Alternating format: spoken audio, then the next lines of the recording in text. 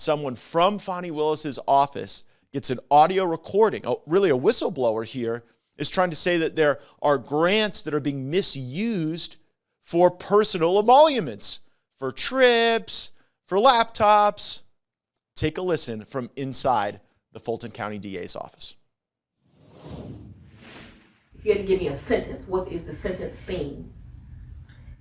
Once I told him about his, respectfully and in an email, about his lack of leadership and the fact that he wanted to do things with grants that were impossible. And I kept telling him, like, we can't do that, and questioning stuff. He would take me off projects, tell people I wasn't doing what I was supposed to because I questioned him. Because I understood, I helped write that grant. I knew what was in that grant. He told everybody in front of Crystal, Deontay, everybody, we're going to get MacBooks, we're going to do that, we're going to get swag, we're going to use it for travel. I said, you cannot do that. It's a very, very specific grant. Took me off. I questioned Junior DA. There's kids in there from out of the county, all this. Took me off Junior DA. I did not want to do it. He made it look as if I wasn't doing what I needed to do because I questioned him. Because I knew for a fact Mr. Cuffey respectfully did not know what he was doing, period. So I respect that is your assessment. It was clear to me that you and Mr. Cuffey were not getting along. And I'm not saying that your assessment is wrong. I want you to really listen to the words I'm saying. Cuffey, and this is my personal opinion, to one woman to another, is dangerous to your administration. He tells people, when I reached out to you, he told me, oh, you think your word is safe? Exactly when you reached out to Miss Willis, she called me and told me, she tell me everything. So once you reach out to her, she's going to reach back out to me. So I didn't even go to HR because he put Dexter's name on my PDP and I didn't even feel safe going to anybody. Can I tell you something? Mm-hmm. I have 3 supervisors that have failed in this building.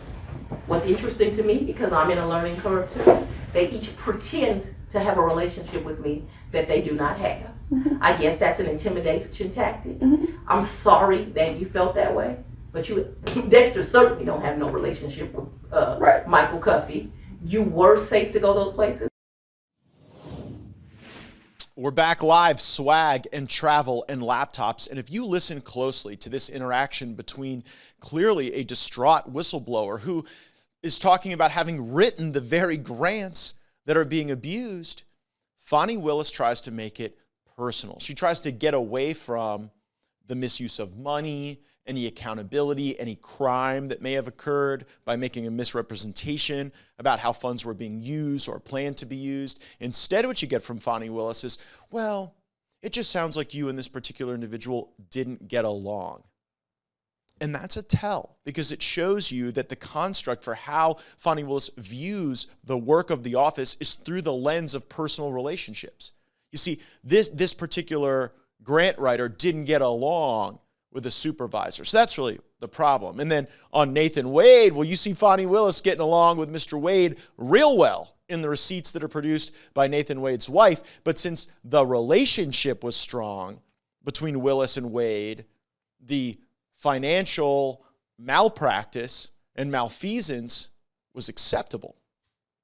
I am calling on the House Judiciary Committee to immediately hold hearings on the misuse of federal grants by Fani Willis. That whistleblower should be allowed to tell her story to the United States Congress. Fani Willis should have to answer for any misuse of federal grants for personal, lavish experiences. And if there are other funds commingled with those federal funds that allow Fani Willis to go hire her married boyfriend, give him $650,000, and enjoy trips as a consequence, we need answers. The House Judiciary Committee would be derelict in not bringing Fani Willis before us for a hearing following the release of this explosive whistleblower transcript and audio. Let's get to the bottom of it. Let's get her here to answer questions. My expectation is that you'll learn a lot more about the corruption going on in the Fulton County DA's office.